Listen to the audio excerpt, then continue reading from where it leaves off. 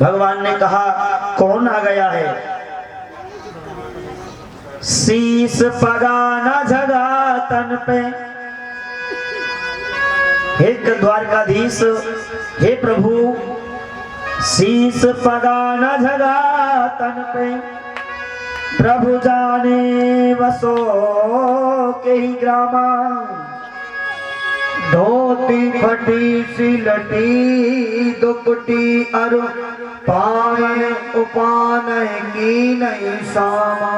द्वार खड़ा ध्वज दुर्बल सो। द्वार खड़ो ध्वज दुर्बल सो। एक रहो चकी शोभा सुधा रामा। पूछत दीन दयाल को धामा। बतावत आपनो नाम सुधामा। पूछत दीन दयाल को धामा। बतावत आपनो नाम सुदामा। बतावत आपनो नाम सुदामा। हे प्रभु, सिर पर कोई पगड़ी भी नहीं है, धोती फटी सी पहन रखी है और फूटा सा लोटा है, जनेऊ पहन रखा है, ब्राह्मण लग रहा है, लेकिन अपना नाम वो सुदामा बता रहे हैं। अपना नाम वो सुदामा बता रहे हैं। ले क्या नाम है मैया? सुना कि मेरे बचपन का मित्र सुदामा आया है। आज मेरे माता बहन भाई बंधु, आज सुदामा नाम सुनते ही मेरे कन्हैया सब कुछ भूल गए, सब कुछ भूल गए। द्वारकाधीश ही भूल गए कि मैं द्वारका का राजा हूं, ये सब भूल गए। आज दौड़ पड़े हैं सुदामा से मिलने के लिए। कहीं मुकुट गिर रहा है, कहीं वस्त्र गिर रहा है, कहीं चरणों पादुका गिर रही है। आज पूरी द्वारका में हड़कंप मच गया है। आज कौन आ गया है? आज श्री कृष्ण नंगे पैर दौड़ रहे हैं, आज नंगे पैर दौड़ रहे हैं। मेरे माता बंधुओं, सुदामा ने देखा कि कन्हैया को बहुत देर हो गई है, कहीं ऐसा ना हो मेरी वजह से कन्हैया को, मेरे मित्र को, मेरे भगवान को नीचा देखना पड़ जाए कि कैसा मित्र आया है, फटी सी धोती पहन रखी है, गरीब है, ये कैसा मित्र है। आज सुदामा के मन में ये भाव आया, सुदामा लौट के चले गए। आज द्वारका में सब लोग चकित हो गए हैं। भगवान नंगे पैर दौड़ रहे हैं, नंगे पैर दौड़ रहे हैं। आज द्वार पर आकर के देखा तो सुदामा नहीं है। आवाज लगाई, अरे सुदामा, अरे सुदामा। सुदामा ने सुना ये तो मेरे कन्हैया की आवाज है, ये तो मेरे मित्र की आवाज है, ये तो गोविंद की आवाज है। आज सुदामा और भगवान दोनों एक दूसरे से मिलने के लिए दौड़ पड़े हैं, दौड़ पड़े हैं। मेरे माता बोले भक्त भगवान की जय। आज सुदामा को भगवान ने गले से लगा लिया और मेरी मैया आज बहुत सुंदर स्वागत किया सुदामा जी का। आज सुदामा जी का बहुत सुंदर स्वागत किया। अपने सिंहासन पर आज सुदामा को बिठा दिया और आज चरणों में बैठ गए हैं भगवान। जैसे ही पैरों पर नजर पड़ी, जैसे ही पैरों पर नजर पड़ी, आज भगवान की आंखों से आंसू आ गए हैं। देख सुदामा की दीन दशा, करुणा करके करुणा निधि रोए। देख सुदामा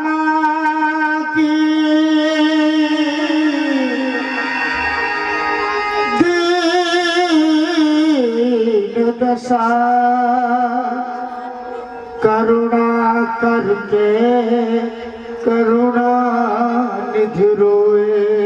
पानी परात को हाथ छुओ नहीं, नैनन के जल से पग धोए। पानी परात को हाथ छुओ नहीं, नैनन के जल सो पग धोए। बोलिए भक्त भगवान की जय हो। आज मेरे कन्हैया ने पानी तो दूर की बात है, आज अश्रुओं से ही चरणों को धो दिया। आज पूरे घर में छींटा लगवाए। मेरे माता बहन भाई बंधुओं, आज खूब छींटा लगवाए पूरे घर में। आचार्य सुखदेव जी महाराज कहते हैं, परीक्षित आज सुदामा से पूछा कि सुदामा जी अपनी पत्नियों को इशारा किया, आप सब चरण छुइए। आज सुदामा जी के पास में, ऐ बच्चों बेटा भवा है, सबको आशीर्वाद देते जा रहे हैं। आज सो आ गई। कन्हैया ने से पूछा, अरे कन्हैया भैया कितनी है? ये सब जितनी आ रही हैं सब अपनी हैं? बोले हाँ, जितनी भी आई हैं सब इतनी अपनी है। बोले कितनी है सो भैया? बोले 16,108। बोले भैया ऐसो है तेने इतने विवाह करे? चोखोरे चोखो द्वारकाधीश। भैया देख, अगर सबको एक ऐसे ही आशीर्वाद दूंगा तो 2-3 दिनों में तो आशीर्वाद ही दे पाऊंगा। ऐसो कर, सबकी तरफ से तू ही आशीर्वाद ले ले, मैं तो कोई आशीर्वाद दे दूं। आज इस प्रकार भगवान आनंद कर रहे हैं। सुदामा जी से पूछा कि आपने विवाह किया या नहीं? सुदामा जी ने कहा, बोले भैया करने की इच्छा नहीं, लेकिन माता पिता के कहने पर मुझे विवाह करना पड़ा। मेरी पत्नी का नाम है सुशीला। क्या नाम है? हाँ। आज भगवान ने कहा, अगर आपका विवाह हो गया, कैसे मित्र हो, आपने हमें को बुलाया नहीं, याद नहीं किया? सुदामा जी बोले, ज्यादा बात मत बनावे कन्हैया। हाँ, अरे मैंने एक विवाह किया, हो सकता भूल गया, लेकिन तूने इतने विवाह कर लिए, तूने मुझे बुलाया है? भगवान बोले, भैया 1 घंटा पहले पता नहीं मुझे मेरा विवाह होगा, और 1 घंटे बाद बहू आ गई। बोले सब ऐसे हुए? बोले सभी ऐसे हुए। फिर बाद में अच्छी तरह से विवाह हुआ। हाँ, भगवान किसी को भगा के लाए, किसी ने हाथ पकड़ा दिया, किसी ने मंत्र पढ़ दिया है। 16,100 राजकुमारियों को बंदी गृह से भगवान ने एक साथ विवाह किया। हाँ, आज भगवान ने कहा, ऐसा है जब आपका विवाह हो गया है तो मेरी भाभी ने मेरे लिए क्या भेजा है? कोई ना कोई सौगात तो मेरी भाभी ने मेरे लिए जरूर भेजी होगी। अब ये बात सुनते ही सुदामा ने अपना हाथ पोटली पर धर लिया,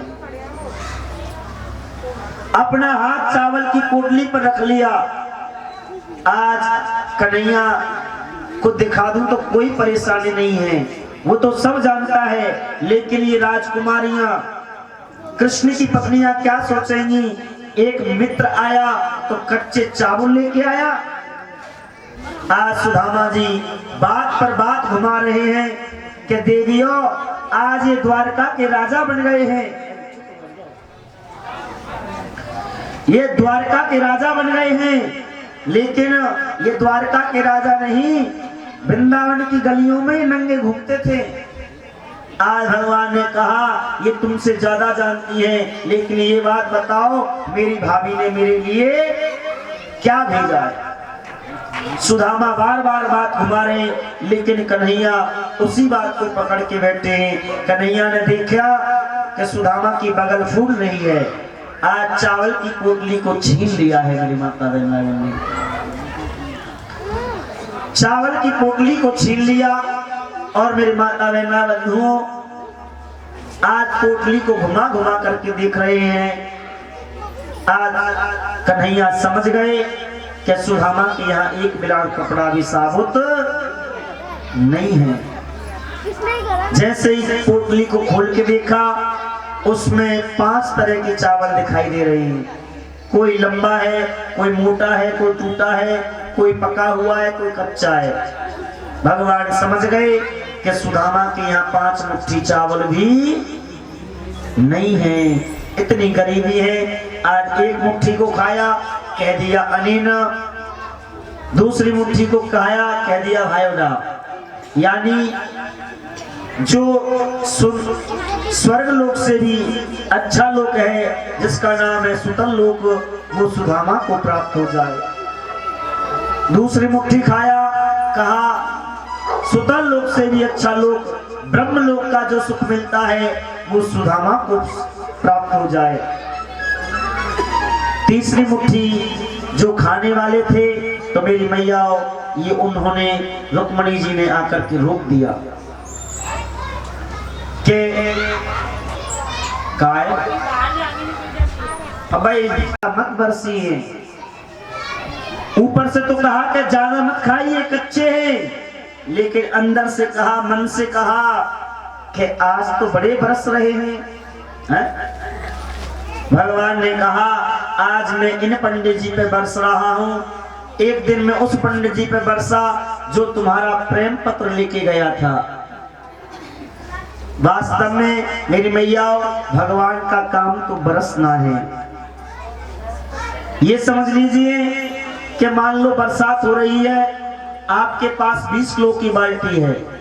बहुत से लोग कहते हैं ना कि भगवान की कृपा उनके ऊपर ज्यादा है, हमारे ऊपर नहीं है।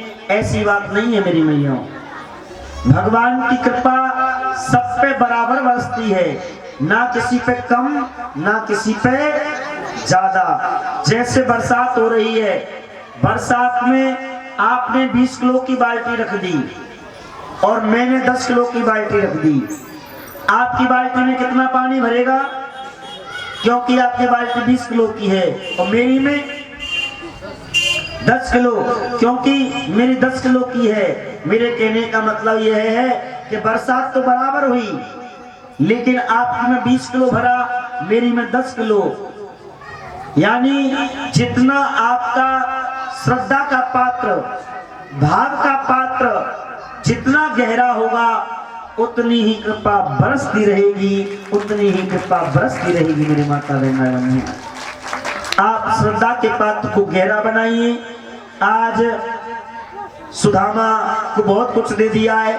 सुदामा जी लौट करके अपने गांव आए, सुदामापुरी आए, लेकिन जहां सुदामा जी की झोपड़ी बनी थी, जहां पर हत्ती सुदामा की झोपड़िया, आज कंचन महल खड़े, आज कंचन के महल खड़े हो गए। सुदामा जी ने कहा भैया ये हमारी झोपड़ी कहाँ गई? बोले सुदामा जी सोचे कोई सेठ आ गया है, उसने हमारी झोपड़ी को हटवा दिया है, महल बनवा दिए। बोले सेठ जी को बुलाओ। बोले हमारे महल वाले कोई सेठ जी वेठ जी नहीं है। तो बोले पंडित जी हैं। बोले पंडित जी को बुलाओ। बोले यहाँ नहीं है। कहाँ है? द्वारका गए। सुदामा जी बोले द्वारका तो हम ही गए, पंडित भी हमें, पर हमारे महल बनने का क्या मतलब? बोले पंडितानी तो होगी, अगर सुशीला होगी तो मैं देख लूंगा, पहचान जाऊंगा। लेकिन आज सुशीला मेरी मैया फूल के कटोरा हो गई है। अभी बोलेंगे, रुक जाओ। आज सुशीला जो कहते हैं जब संपत्ति, आज सुशीला आ रही है, 5 आगे भी हैं दासियां, 5 पीछे भी हैं, और बीच में सुशीला चल रही है। सुदामा जी ने देखा कि ये तो मेरी सुशीला तो बेचारी दुबली पतली सी। सुदामा जी लौट करके जाने लगे। आज सुशीला चरणों में गिर पड़ी। बोले मैं आपकी पत्नी सुशीला। सुदामा बोली अरे सुशीला है, भूल के है रे कुटीला, तेरे दो दो चुटीला हैं? एक ही जगह दो दो। वारी वाह सुशीला, ये सब आज सुशीला ने कहा ये सब मेरे गोविंद ने दिया है, मेरे कन्हैया ने दिया है। आज सुदामा जी ने कहा मुझे अब इसमें नहीं रहना, वैभव मुझे नहीं चाहिए, मुझे तो भगवान का भजन करना है, जंगल में रहना है। सुशीला भी सब कुछ त्याग करके जाने लगी। मेरे कन्हैया आ गए। अरे सुदामा, अरे सुदामा, आप इस वैभव को भोगिए, ये वैभव आपको नहीं सताएगा, मेरी याद दिलाता रहेगा, मेरी याद दिलाता रहेगा मेरे माता बहन।